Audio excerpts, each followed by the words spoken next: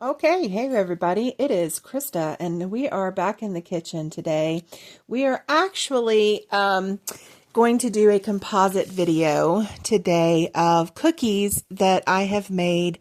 It's really been since late Thanksgiving-ish time. I think this cookie recipe I'm making right now was actually filmed before Thanksgiving, and then a few in December.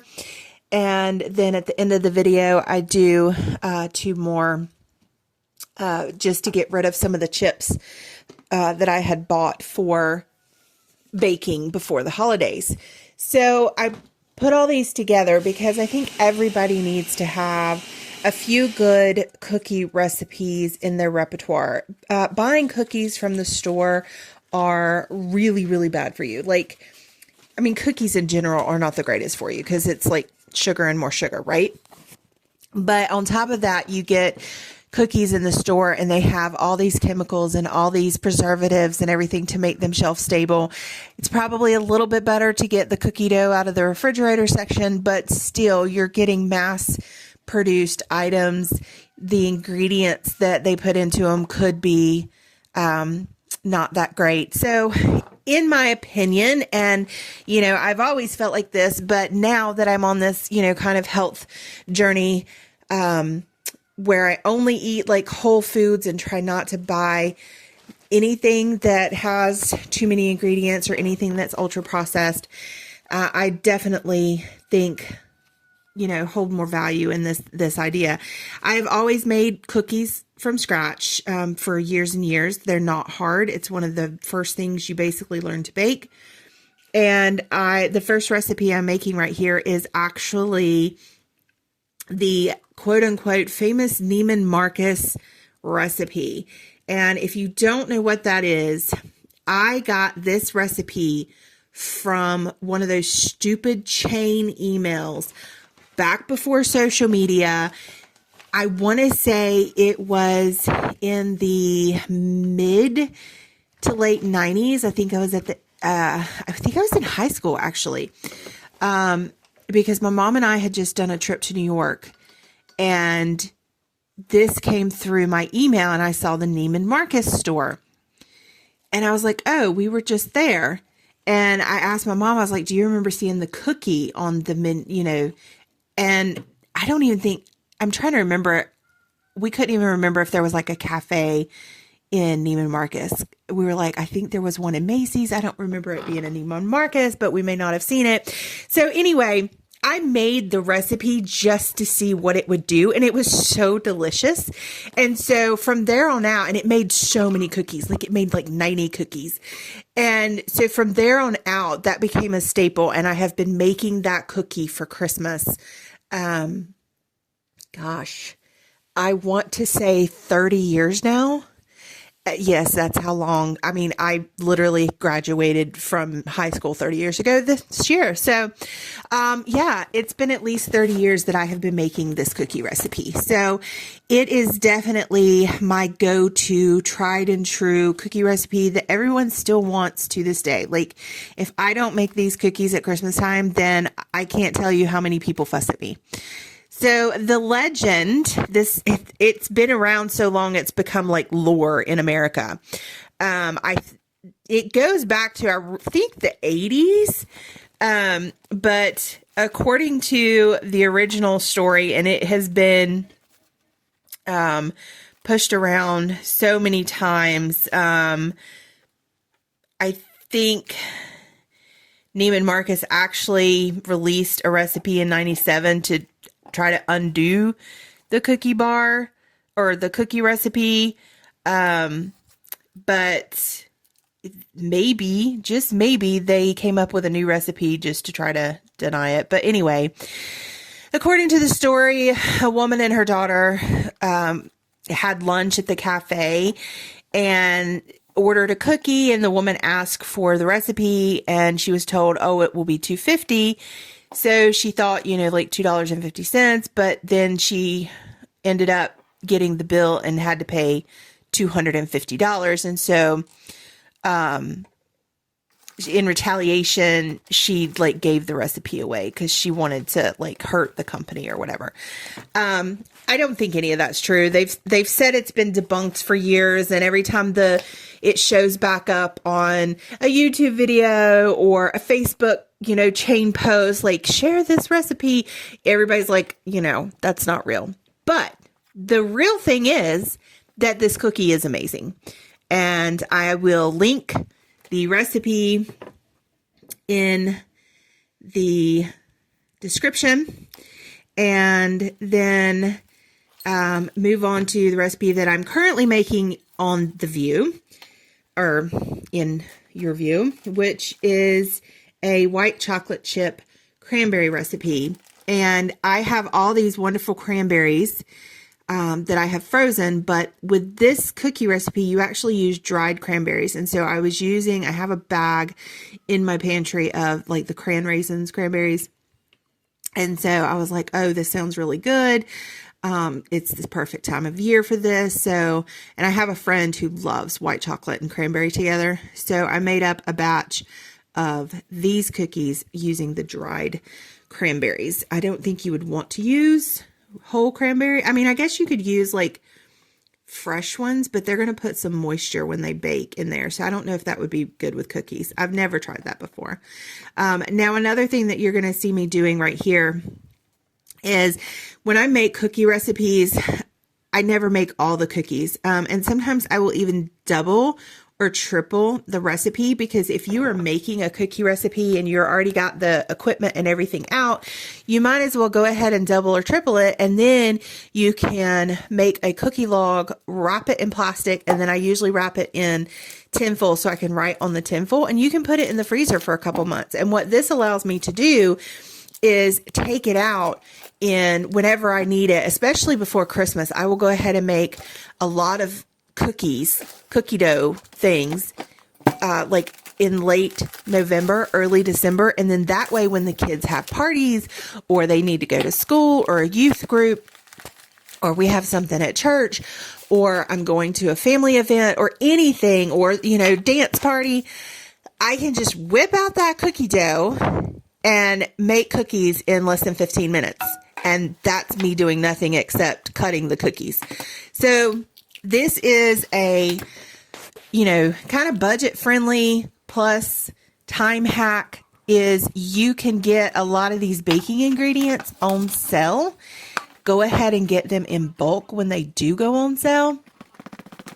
And then make up big batches of cookies, because it doesn't take you any more time to do it in multiple batches and put them in the freezer. And then you don't have to make cookies again and dirty up dishes again. You can just keep going on with your life.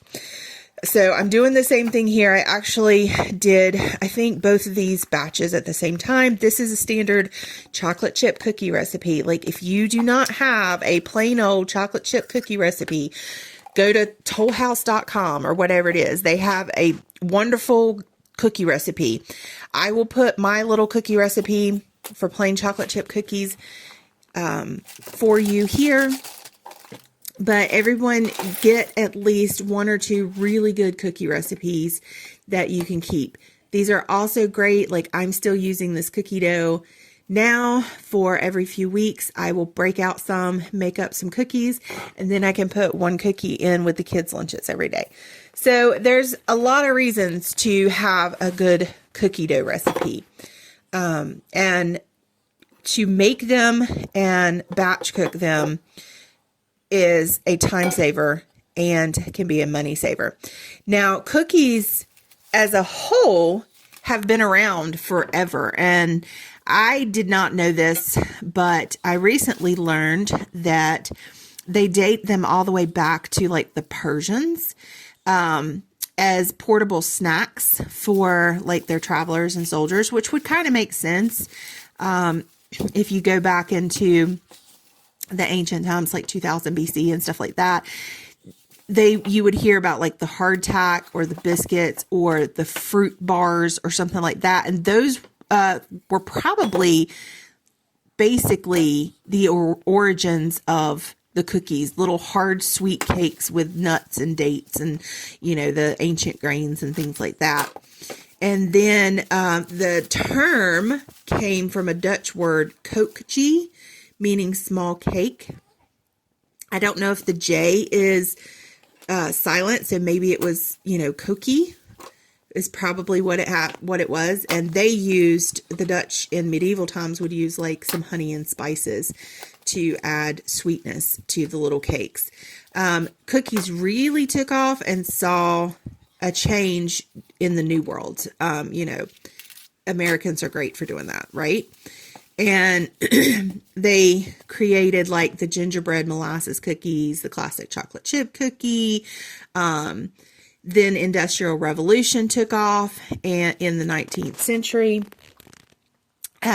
brought mass production and commercial bakeries and things like that. And that's where you really see like the invention of the Oreo and Keebler, Nabisco, Pepperidge Farm. All of that stuff really happened over here in the Industrial Revolution and just changed the world of cookies. But in my opinion, probably not for the better. I think health-wise, we would be so much better off if we were still making your basic nut, fruit, slightly sweet, small cake things. And not using all these mass-produced preservative-laden things. I mean, Oreos taste great, but now that I really looked at the ingredients and know what's in them and things, I can't eat them anymore. Maybe I should try to make some of those from homemade. But anyway, this recipe right here, I will pull the original recipe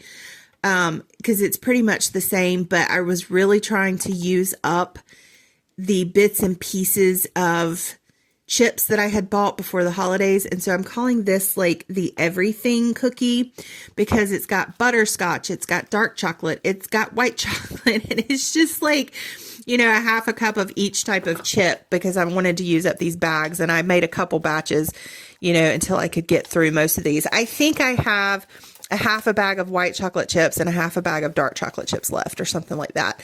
I did have some butterscotch chips, but my son got into those and ate them.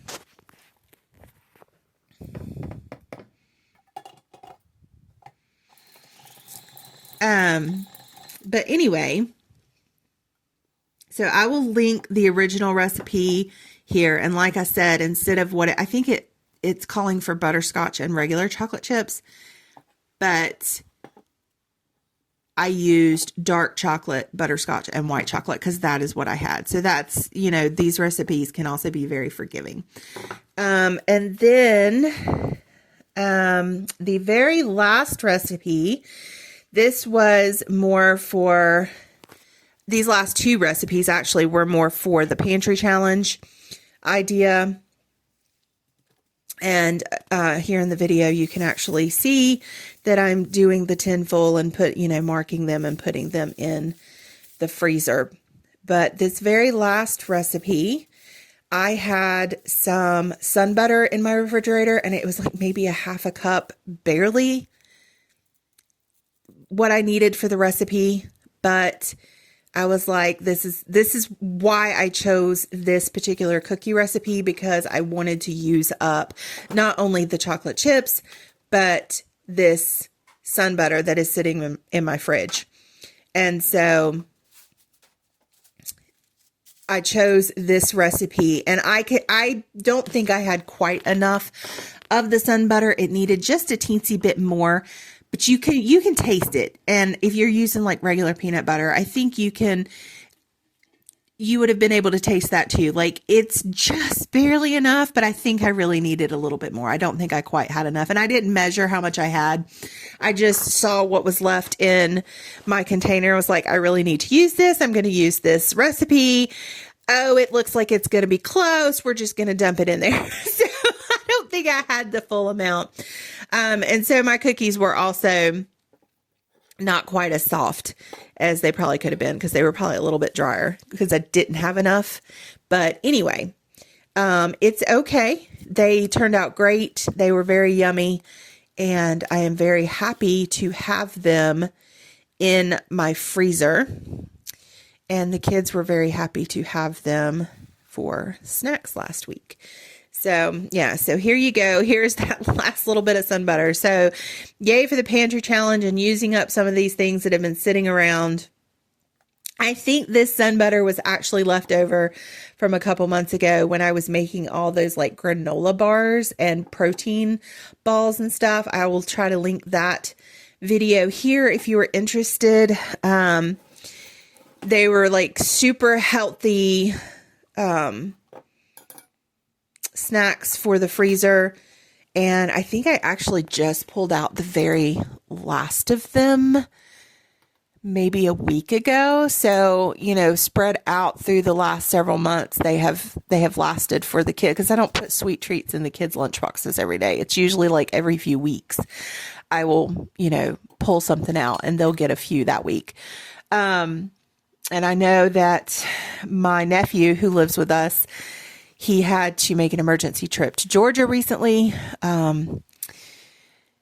I'm not going to go into why, but it was in the middle of the snowstorm. And so I was like quickly packing him some food for the trip in case he got, in a wreck or got stuck on the highway, because we were getting like 16 inches of snow in places that he had to travel through.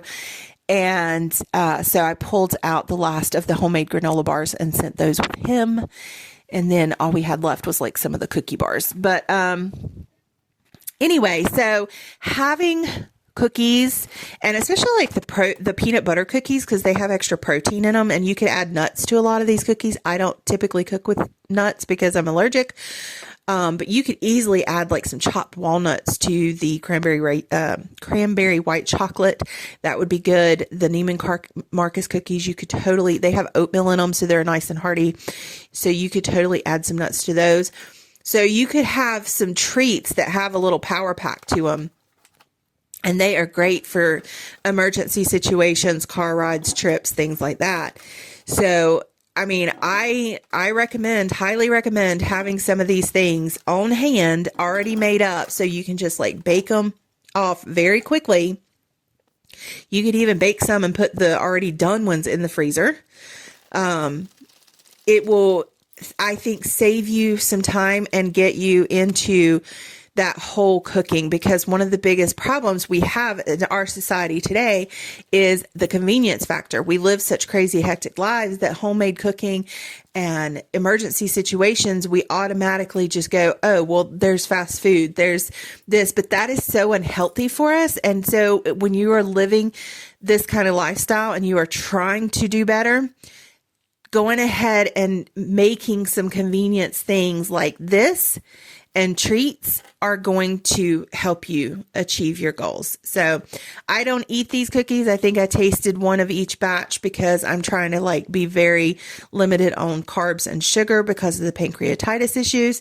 But these are a lifesaver for me so that I can make them for my family and they're not deprived, and I'm not constantly having to bake this stuff.